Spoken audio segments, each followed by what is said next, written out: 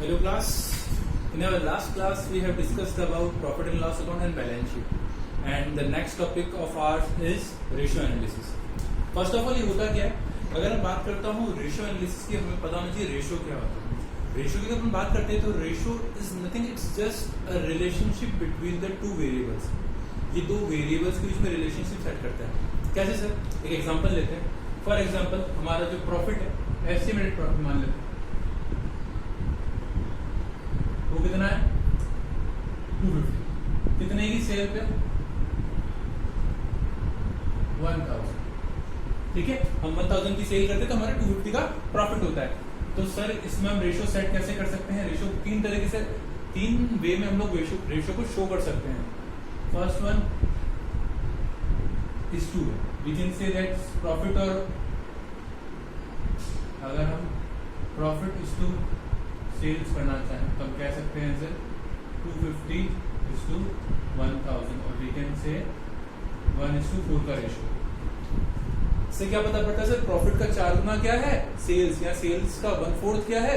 Profit. तो हमने एक रिलेशनशिप सेट है दोनों के बीच में। हम ऐसा भी लिख सकते थे इसको कि सर सेल्स क्या है 4 टाइम्स इसके प्रॉफिट। ठीक है, प्रॉफिट का 4 टाइम्स है। यहाँ हम लोग उसको परसेंट में भी शो कर सकते हैं। कैसे? 250 डिवाइड बाय 1000 इनटू 100 कितना हो जाएगा? 25%। ठीक है, ये तीन तरीके हैं। हम इसको स्टू में भी शो कर सकते हैं, टाइम्स में भी शो कर सकते हैं, और परसेंट में भी शो कर सकते हैं। अलग अलग रेशियोज में कई सारे पार्ट्स होते हैं, कई सारे बेसिस होते हैं जो कि हमें हेल्प करते हैं कंपैरिजन करने में। सर हमने ये क्यों निकाला? हमने निकाला इसके साथ कि हमको पता पड़ा कि हमारा प्रॉफिट कितना होगा। अब कोई भी इन्वेस्टर इन्वेस्ट करने से पहले किसी और कंपनी का भी चेक कर सकता है कि हाँ, किसी और कंपनी में अगर 30% हो रहा है तो वो उस कंपनी में इन्वेस्ट करेगा, हमारी कंपनी में इन्वेस्ट नहीं करेगा। नहीं, किसी और कंपनी में 24 या 20% ही है तो फिर वो हमारी कंपनी में इन्वेस्ट करेगा। रेशियो हेल्प करता है किसी भी पर्सन को कंपेयर करने में, ना सिर्फ इन्वेस्टर पॉइंट ऑफ व्यू से, कंपनी के अंदर भी सेल्फ एनालिसिस होता है कि सर कैसे हम लोग कर सकते हैं, कैसे हम लोग वर्किंग कर रहे हैं। अगर हम आगे बात करते हैं इसके बारे में, चलो इसको हटा देते हैं एक बार।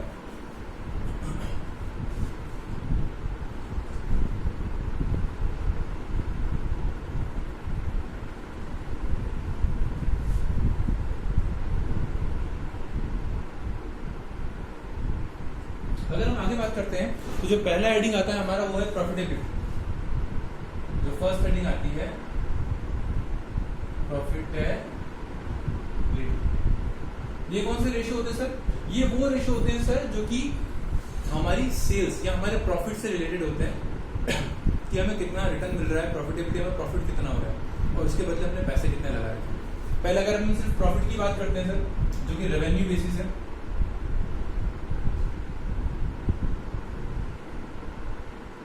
अगर हम रेवेन्यू बेसिस की बात करते हैं तो उसके अंदर पहला पॉइंट आता है gross profit ratio.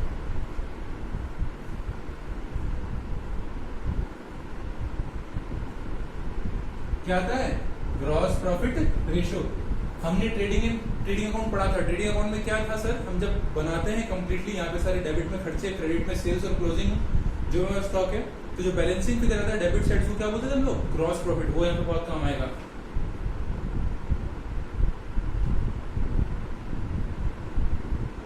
Gross profit upon sales. हम लोग सेल्स को ग्रॉस प्रॉफिट से कंपेयर करते हैं और इस रेशियो क्या बोलते हैं? Gross profit ratio. ऐसा ही हमारा एक और रेशियो आता है, इसको हम बोलते हैं नेट प्रॉफिट रेशियो।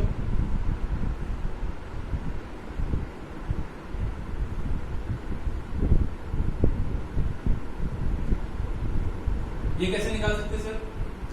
सर जैसे हमको ट्रेडिंग अकाउंट से मिलता है ग्रॉस प्रॉफिट, वैसे ही हमको पीएनएल अकाउंट से मिलता है क्या?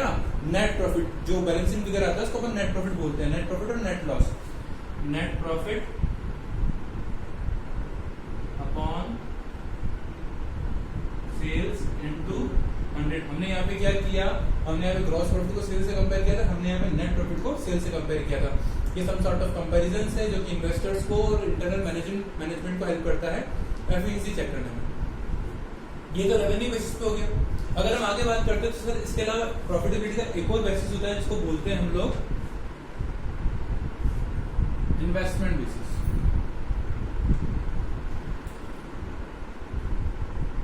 इन्वेस्टमेंट बेसिस में क्या होता है सर, ये तो आपने बताया कि हम प्रॉफिट बिजनेस से कितना कमा रहे हैं, हम कंपेयर करना चाहते हैं हमने जितना पैसा लगा रखा है उसके बदले हमारे को मिल कितना रहा है, मतलब हमारे इन्वेस्टमेंट से हम लोग रिटर्न को कंपेयर करेंगे।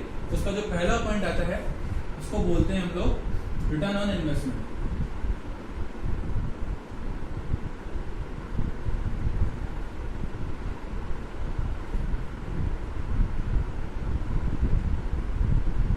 क्या आता है, रिटर्न ऑन इन्वेस्टमेंट। अच्छा, मैं यहाँ बात कर रहा हूँ वो सारे पैसे की जो हमने लगा रखा है, मतलब ना सिर्फ वो पैसा जो हमने लगाया बल्कि जो हम बाहर से लेके आए उसकी बात भी कर रहा हूँ। जैसे बैंक से लोन ले रखा है, लोगों में डिवेंचर इशू कर रखे हैं, तो वो सारा डेप्ट है उसको भी कंप्लीट करना है। तो इसके अंदर हमको क्या क्या लेना है, हमारा पैसा मतलब equity share capital, preference share capital, reserve and surplus, ये तीनों मिला के क्या बनता है, शेयर होल्डर्स फंड। ये सारा शेयर होल्डर्स का पैसा है।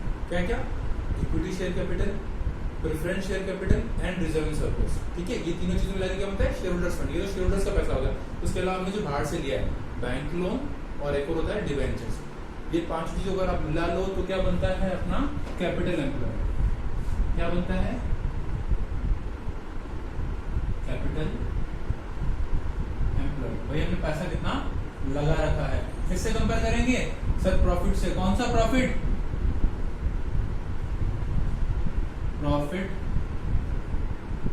Before interest and tax.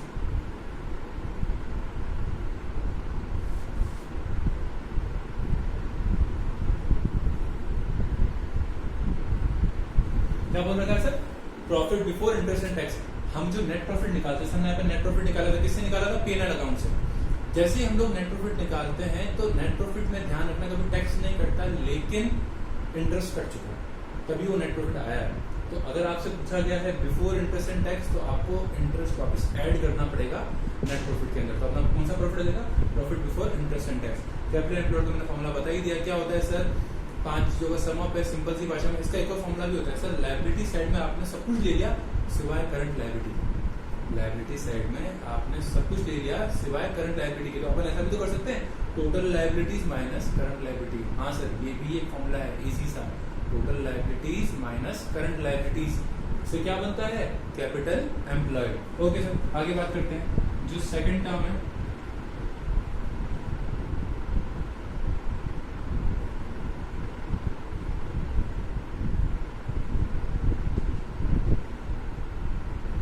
Return on share holders fund. अब हम बाहर के पैसे की बात नहीं करेंगे, सिर्फ शेयर होल्डर्स का जो पैसा है उसकी बात करेंगे।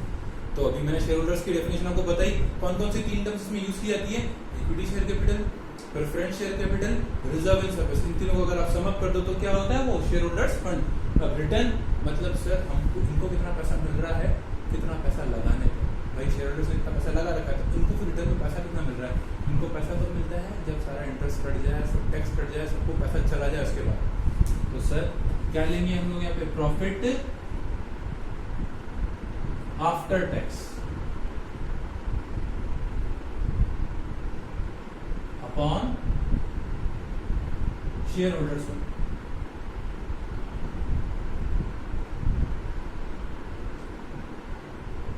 शेयर होल्डर्स फंड को मैं एक बार एक्सप्लेन कर चुका हूं, आप लोग समझ चुके होंगे। अच्छा, अगर अपन आगे बात करते हैं इस बारे में, एक और इसके अंदर टर्म आती है जिसको हम लोग बोलते हैं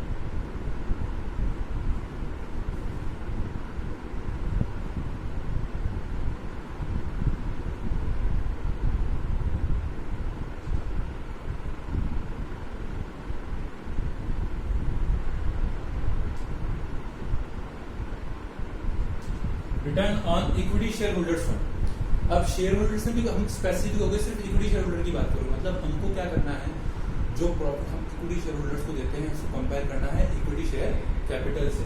यहाँ पे सब जगह इंटू 100 होगा क्योंकि परसेंट वे में ही आता है। इसका ध्यान रखना, ये जो प्रॉफिटेबिलिटी रेशियो है हमेशा परसेंट वे में ही शो होता है। अच्छा, इसके दोनों पार्ट से मैंने आपको एक्सप्लेन कर दिया, रेवेन्यू बेसिस और इन्वेस्टमेंट बेसिस। रेवेन्यू के अंदर दो मेन टर्म्स है बेसिक तौर पे, और इन्वेस्टमेंट के अंदर एक और टर्म आएगी चौथी, वो भी मैं आपको बता देता हूँ। Return on equity share capital कैसे करेंगे सर, जो प्रॉफिट किसके लिए है, इक्विटी शेयर होल्डर्स के लिए, तो profit for equity share holders, profit for equity share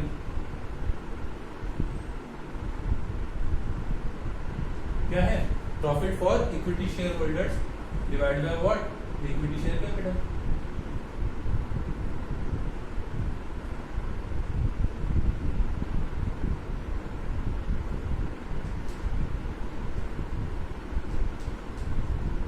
क्या है? Profit for equity share holders divided by equity share capital into 100, मतलब प्रॉफिट के अंदर जो इक्विटी शेयर होल्डर्स का पार्ट है divided by equity share capital into 100, तो क्या पता पड़ेगा? Return on equity share holders. ठीक है, अपन जो लास्ट एक बाकी रह गया उसके बारे में बात कर लेते हैं।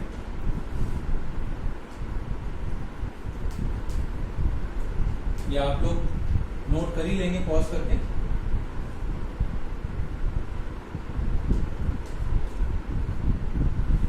जो एक फोर्थ रह गया था वो मैं बता देता हूं,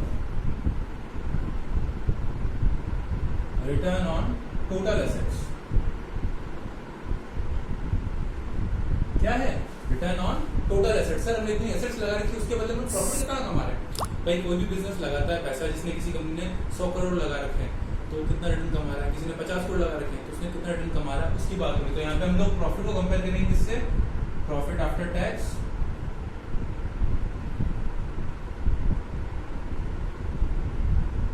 अपॉन टोटल एसेट्स।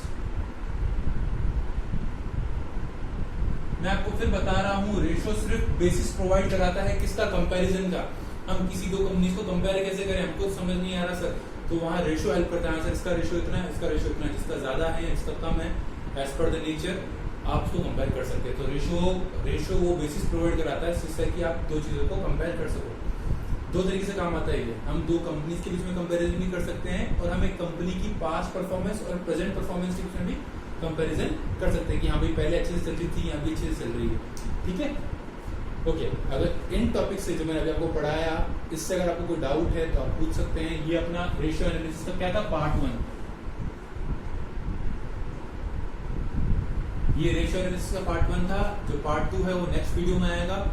किसी को किसी टॉपिक से कोई प्रॉब्लम आ रही हो कि सर ये समझ में नहीं आया है, इसका मीनिंग क्या होता है, आप मुझे व्हाट्सएप भी कर सकते हैं, कमेंट बॉक्स में डाल सकते हैं। Okay, have a nice day.